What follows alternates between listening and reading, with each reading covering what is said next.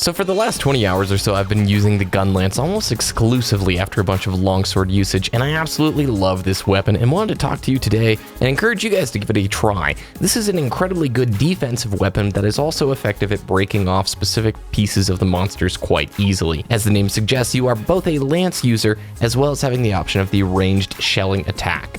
The biggest advantage of the Gunlance is the fact that your shells completely ignore the defenses and the hardness of the monster that you're fighting. This makes breaking off particular pieces of an enemy very easy as long as you're precise with the way you utilize the Gunlance. It's a very slow weapon, you can't dodge roll while you're using it, but you have one of the best shields in the game alongside lance users, meaning you can eat shots from Nergigante so long as you're blocking, and man does that actually feel good. The weapon you're going to be seeing throughout the majority of this video is the Royal Burst, which is the last of the Rathian tree for the Gunlances, and it has poison damage associated in the element slot. Shelling type of normal. There are 3 different shelling types. Normal shot, where you're going to get 5 shells to fire, and you need to be pretty close, like a shotgun.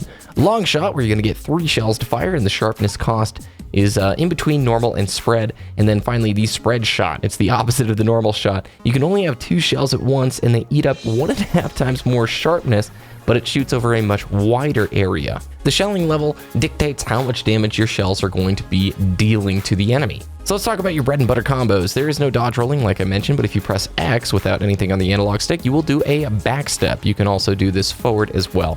As noted, mobility is not your advantage here. So if you hold forward on the analog stick as well as tap triangle, you will do a lunging up thrust. Good for closing distances and necessary for initiating certain combos. Circle is your button to fire the Gunlance. R2 plus circle will reload it.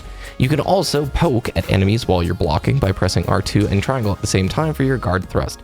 Now, if I reload after guard thrust, I do a little bit faster, I believe, of a reload animation. Also, I can follow it up with another firing shot. So let's say I'm underneath the monster, I do my guard thrust, I reload, and then I press circle again. I get a nice shelling off onto him.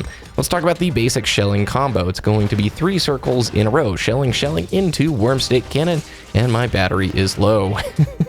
The Wormstake Cannon fires a blade into the enemy and does a little bit of additional damage before it actually ruptures. So little bits of 15 damage there until you get the 52 damage proc, and we need to reload the weapon. And this can be initiated from a bunch of different combos. One of your best damage dealing combos is triangle and circle, into triangle, and then into circle. And that will get rid of all of the shots, the shells that you have available to you at that time, dealing a bunch of damage. And it also doesn't leave you open for too terribly long. The same opener can be true with triangle and circle, rising slash, into all triangles after this point. So you're going to do overhead smash into wide sweep into Wormstake Cannon, and that sticks in the enemy, boom. Something important to note with the Wormstake Cannon, it takes a long time for it to come out, and so if you miss the monster, watch here, it is just going to completely miss, and you're going to see the cannon, just the little blade fall right on the floor. No good. Also, after your rising up thrust, you can do it right into a shelling Wormstake combo. Lots of opportunities here.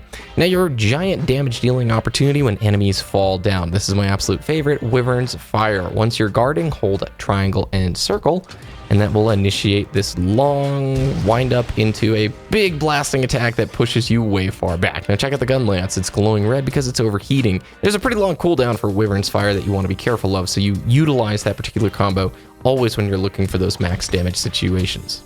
The benefits of using the Gunlance, you have the best shield in the game next to using the Lance. It really is a helpful team composition element. If you pair this with the food skill, Phaline Black Belt, which slows down the stamina depletion while evading and blocking, you become a super tank for your team. And nothing really feels better than actually blocking Nergigante's attacks, which is great. Things that were one-shotting you a little bit before, now you're just chanting at the big monster going, bring it on, attack me. And to reinforce here, those shells completely ignore the hardness of the monster. So if you know the particular piece you want to break off or the weak spot, as long as you're strategically shelling it over and over again, it becomes fairly simple to break those pieces off.